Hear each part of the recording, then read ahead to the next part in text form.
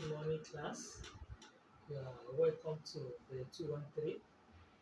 As you rightly know that we have studied, we have discussed some issues. So, the main topic for today is types of office organization. But before we go there, we want to revamp what we have treated under the office organization. Don't forget that we have treated the meaning of office organization, then at the same time, the characteristics of office organization. Don't forget, we have done the steps involved in office organization, the step that makes the office to function effectively and that will make them to achieve their means and objective as an organization. Don't forget that the aims and objective of an individual, even you as a student, is to come here and to achieve and to come out with a good grade. Likewise, an office or any organization, it has the opportunity and aims and objective of achieving their goals and objectives for the organization to move forward. Now, going back to the exact topics that we have today, that is types of organization. Here I'm going to discuss about five major types under the study. We have the line or scalar organization. We have the functional organization. We have the line and staff organization. Then line, staff, and functional organization. And the last one is a committee organization. To start with, when you say line or scalar, in this type of organization, business activities are divided into three groups. That is the finance, accounts, production, and sales. What did I mean by that? Under this line and scalar organization is divided into three sets. That is, we have three groups. That we have the finance and accounts, then the production, that's the second one, and the third one, we have the sales. Each of these departments is subdivided into certain self-contained departments. That is, we can call it sections. What did I mean by this is that each department head has sole control or responsibility over his section and has full authority to select his labor or staff, purchase of raw materials, stocks, and to set the standard of output. That is the foreman, is the forerunner. He has the authority. He can do and undo because he control. That's the line and scalar. He control everything and he supervises his subordinates so that the achievement of that organization can be given into consideration. In such a system, superior exercise exercise a direct authority over his subordinate. What did I mean by that? That is, we have the organogram in every organization whereby we have the superior over the subordinate. So in this line and scalar organization, the superior exercises a direct authority over his subordinate who become entirely responsible for their performance to the commanding superior. Remember, no operation is under these two bosses. They have the power to do it. And the reason why I call it military, scalar military, is that this is known as a military type organization whereby he has the sole authority. He can control. He can say anything that he wants because he's in charge. If without being in charge, he cannot get his aims, he cannot achieve his objective. And that is why we term it line or scalar military organization, because a military discipline is of high order. They give order and the subordinate will follow it to come, not that you segregate or you decide or you separate yourself from what is being from instruction be given. Orders and instruction issued from the top, from the superior, from the high authority have to be followed by the lowest superior. That's why we call it or we term it as a military type organization or line scalar organization. In this organization, the flow of authority move from the top, as I've said, to the bottom in vertical line like that. For example, now in universities, you can see from the vice chancellor down to the students. They have to follow it. They have no choice because is the type of the organization they operate. And we have some merits and demerits attached to this line organization. For example, now there will be a clear-cut division of authority and responsibility. Everybody knew their duty. They have no choice because order has been given from the top. So hence, no scope of shifting the responsibility. Immediately you assume duty, you have known that you are operating line and staff, job analysis will be given to you, your responsibility. So this is one of the advantage, a clear-cut division of authority and responsibility. And the second one, there will be strong in discipline, because there is no sum of indiscipline. There will be strong discipline, strong attitude of discipline, because the authority comes from the subordinate, from the authority rather, and from superordinate, and nobody can change it. And three, it permits quick decision. It has nobody to go and meet because it's all in all. It's one that give directive from above. So it permits clear decision in taking. You don't need to use like a laissez-faire authority, like people will be waiting before they take decision. No, it permits quick decision. Then another one, as responsibility of each individual is fixed. When you assume duty, you know your responsibility. There's clear cut of the responsibility. Hence, fault can be easily and quickly known. If there is fault in one session, it can be easily detected because number one, the person already knew his or her duty, so there's no shifting of authority or whatsoever. Then everybody from top to bottom remain busy like a machine, and hence total cost of product will be less.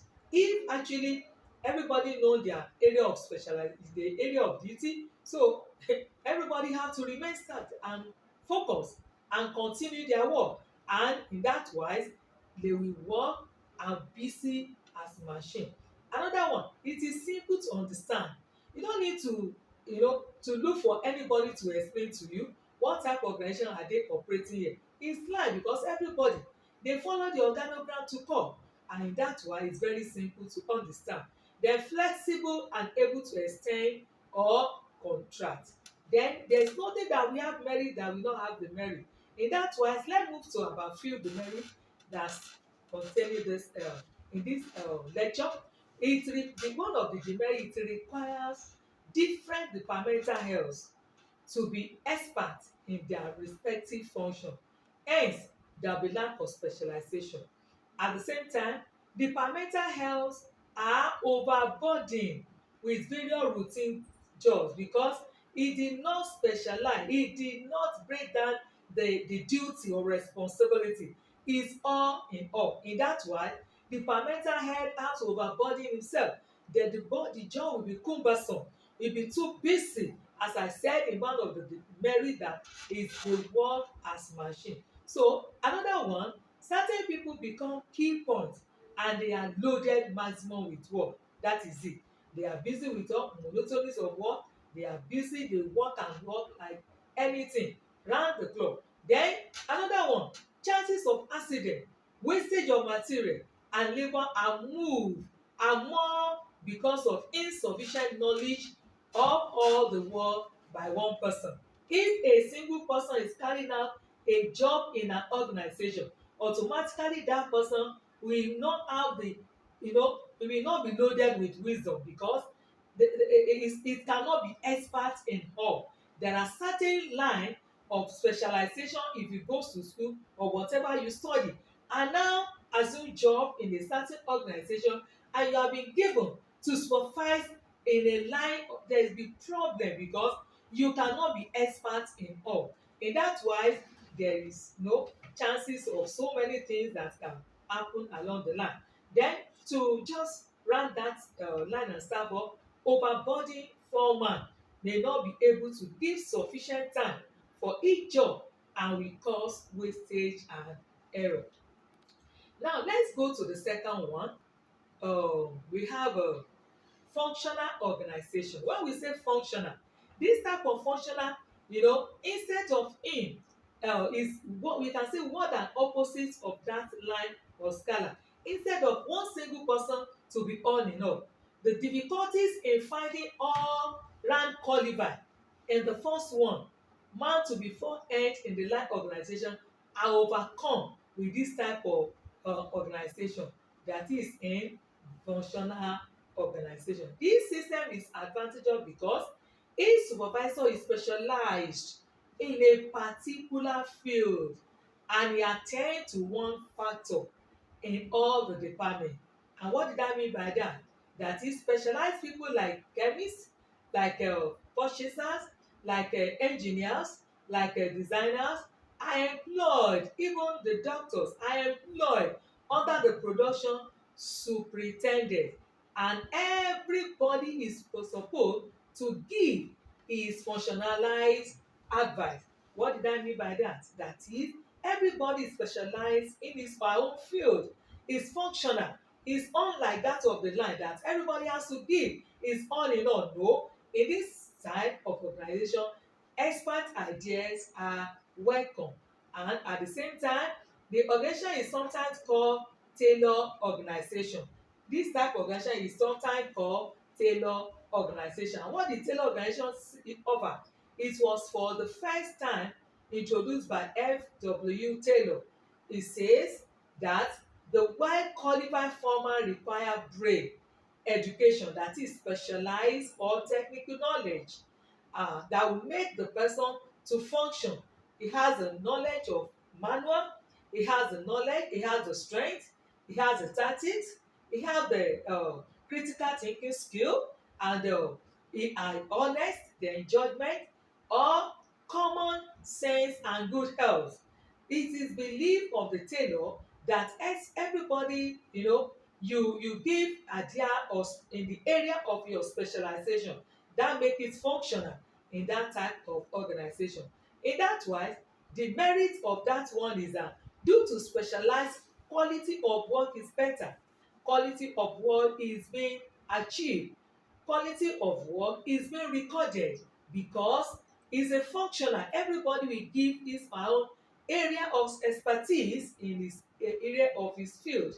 Second one, this system provide more specialized knowledge, as I've said, and guidance of individual worksman that will make them to achieve their aims and objectives as fast as possible than that of the line and staff.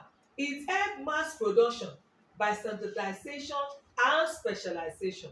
What did I try to discuss here is that when you give your area of knowledge or area of expertise, there is no how the people will not produce, because they have known their own field. If you are in production department, your area is to produce, you have the knowledge. It's far different from person that is in advertisement department. Not only that, it's person that is in store or in handling the raw material, in analyzing the raw material. In that way, it help mass production in that organization. If any operation needs improvement, it can be improved because of this. That's part of the advantage.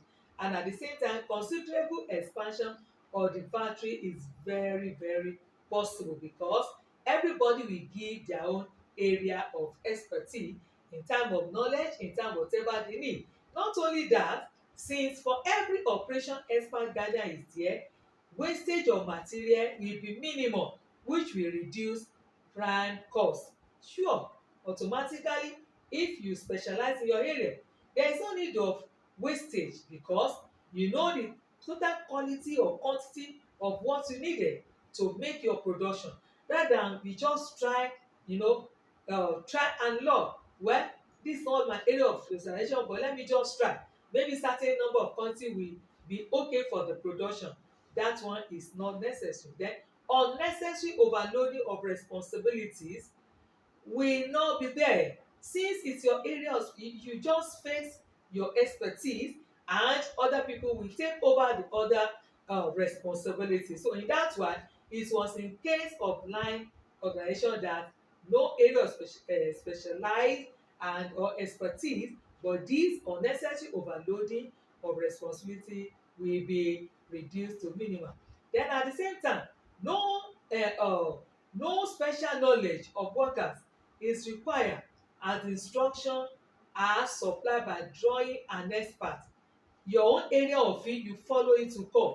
You don't need to, to look for all, jargons of knowledge, or many, to look for this, to be to have knowledge in this, have knowledge in this, have knowledge in this, have knowledge in that. No, you don't need that. So in that wise, there's no special knowledge of water is required. Then what are the demerits? There's nothing that will be good that we don't have its own shortcoming. It is complicated from control point of view, as every functionalized expert feel himself to be superior than the other, and there is no one man control over the workers. That's it. Unlike the line that everybody know that is only single person that is overrunning up. In this one, there is complicated control right from the point of view that is being introduced. Everybody be thinking, I'm superior than this, you are superior than that. So that's one of the disadvantage. Then one, by employing high wage experts, the total cost of job may become high. The total cost of job, because instead of using single expert in line, everybody with their having 5 department, they have to look for expert in each department. So in that way, it has a high wages about, because all those superior, they have to collect their real package or their real wages. So as line workers will not be using their skill, their initiative cannot be unutilized. Unlike the line, in this place, they have to make use of their brain. As I said, as line workers will not be using their skills, their initiative cannot be utilized. Then shifting of responsibility is possible. In this functional, oh, it's not my duty, it's your duty, because everybody is narrowed down or is pinned down to the area of their expertise. Then at the same time, there is failure. The failure of any of the experts will largely affect the production, because if any expert tells wrong operation, automatically there is no other body to correct him, because it's the only expert. If you say yes is here, yes is here, and it affects other segments of the production, because we assume that is the only expert in there. It's just like a medical doctor. That is somebody is having a headache, instead of part of the prescription to be paracetamol or whatsoever, maybe before as one of the first aid is giving stomach ache drug, and everybody felt that he's doing the right thing because he's an expert there. So in that way, it will give the failure in any of the experts will largely affect the production in the organization. Proper coordination of the work of different departments is required, because it is difficult to maintain as everybody is working individually. So now to look for proper coordination is very, very difficult at times. So, and I said we are going to 5 types of organization. I'm going to the third one now, line and staff. Line and staff, we want line and staff. There are experts, the staff will be the thinker, and the line will be the doer. That is just the summary of line and staff. What did I mean by that? The staff will be the thinker, and the line will be the doer. In a firm of large size operating on high or big scale, manager cannot give careful attention to every part of the management. Automatically, they are unable to think and plan. So the staff will be the thinker that will think, because of the cumbersome of the work. Automatically, the staff will be in charge to think, to give good idea, while the line, they will make the execution, they will carry out the plan being planned by the staff. They are busy with ordinary tasks. When they are busy with ordinary tasks, automatically they cannot be on enough in production tasks, in selling tasks. Hence, some staff is deputed to do other work like investigation, research, recording, planning, and advising to manager. In that wise, a single person cannot do all in all. So that's why we call it line and staff. That is, look at University of Ilorin or Polytechnic or other institution like that. One single person cannot be all in all. There will be a certain expert being done. Staff brings specialization by assisting the line officers. The line maintain discipline and stability. Staff provides expert information and help to improve the overall efficacy. And I've said that already. Efficiency of the work. That is, the staff they think, they provide an expert information, they maintain the efficiency of the work, while the the line will think, the line will they will carry out the exercise, the knowledge that the staff already sent to them. A staff man usually control one function of business which he is an expert. Usually the staff has no administrative authority, but the line, they are in charge of that authority, whereby they execute what it has been carried out. The advices are simple. It's a planned specialized system. Two, quality of product will be better. Quality of product will be better because in as much that we have experts in certain area, people, some will be thinker and other will be the doer. Automatically, there will be quality of product will be better. Wastage will be less. Yes, because everybody, one is a thinker, one is a doer. Wastage will be reduced. The expert knowledge is available, yes, because the staff are the thinker and the line, they are just the doer. They are the carrier of the information or the knowledge being executed or executed by the staff. Then sufficient time is available to general manager for future planning and expansion because they are the one to think and somebody will carry out the administrative job. Discipline problem is solved because of line relationship. You have known your role and the others will execute. So automatically there will be no fusion of authority. Everybody, there will be clear cut of where you belong to and schedule of responsibility or job analysis as it may be. Then disadvantage, sufficient expert knowledge and guidance is not available as compared with functional time. What did I mean by that? Sufficient expert knowledge and guidance is not available as compared with functional time because is a certain group are being referred to the thinker and certain group are being referred as the doer. Automatically there will be no sufficient expert knowledge unlike functional time. Then lack of responsibility among higher level and hence the discipline as a whole will be poor because everybody, all of them, they are the thinker. They will be thinking that no, this one is your own responsibility, this one is mine, that one is yours. Automatically it be affected. The overhead cost of production may rise in as much that they are minimal because of high salary staff, because many experts are being employed. Automatically there will be high salary, they might not be able to maintain it. Then the slackness of any section or department will largely affect a whole working system in that organization. Now let's go to the fourth one before we go to the last. The fourth one is talking about line, staff and functional organization. We combine the three and it's very simple. When we get to the last one, you will know that surely everyone has its own merit and demerit that affected the organization. And when you are talking about the line, staff and functional, is in this system, as regards the discipline and output are concerned, the workers are kept under the direct control of foreman.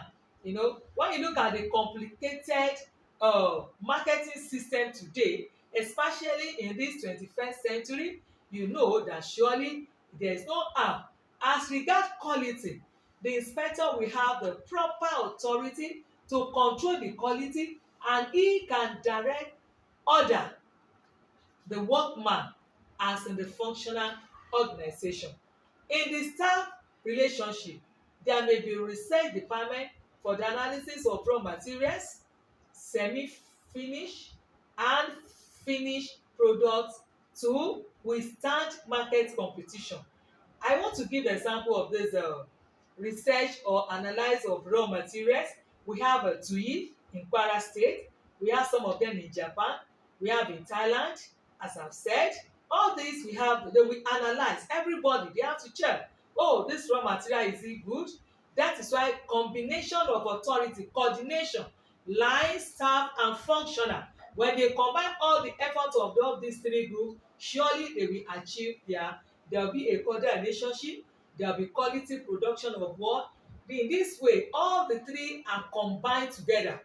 And as this is complicated in nature, therefore also called complicated type of organization. We can also refer to it as complicated type of organization because all these things are combine together to achieve the aims and objective of that organization. I just summarize it because we have discussed about line, we have discussed about the staff, we have discussed about functional. So combine the three together, you know, merit and demerits, what you can easily write about. Now, the last but not the least is the committee organization. When I say committee, committee is a group of persons formed for the purpose of giving advice on certain important problem. When we say committee, from the word committee, you know, there will be coordination. A committee is just refer to a group of people formed together to give substantial advice on certain important problem which cannot usually be solved by an individual. The problem encountered by line, the problem encountered by staff, the problem encountered by functional cannot be solved individually, but when they come together, this committee, this type of organization, they are the expert that can look. We give, you know, we give various of idea, we give bundles of idea. Oh, let's look at it this way. Can we solve the problem this way? You know, they say two good eggs are better than one, because their ideas or will be robust. In that why this committee is helped by pulling the thought of several peoples on problems involving several